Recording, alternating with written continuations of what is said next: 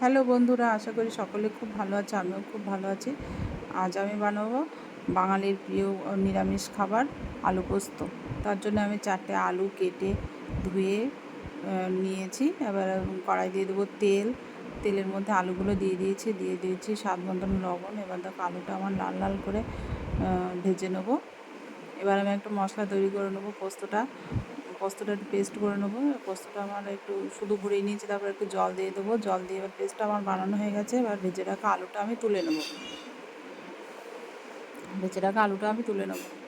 এবার কড়াই দিয়ে দেবো একটুখানি তেল, এক চামচ কালো জিরে, 2টো কাঁচা লঙ্কা, ব্যাস। এবার পোস্ত বাটাটা আমি দিয়ে দেবো। একটু নেড়ে চেড়ে এবার একটু দেবো কাশ্মীরি লঙ্কার গুঁড়ো। তোমরা কে কে আলু পোস্ত খেতে ভালোবাসো কমেন্টে জানাবে কিন্তু। দেখো ভালো করে নেড়ে চেড়ে নেবো আমি আলুটা।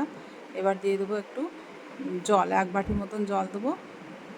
মিক্সির ধোয়া জলটাই আমি দিয়ে দিলাম।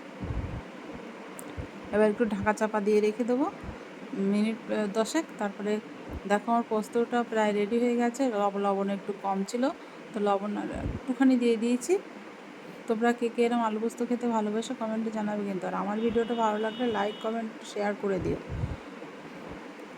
তো আমার দেখো রেডি হয়ে গেছে। এবার দিয়ে দেবো একটু কাঁচা তেল।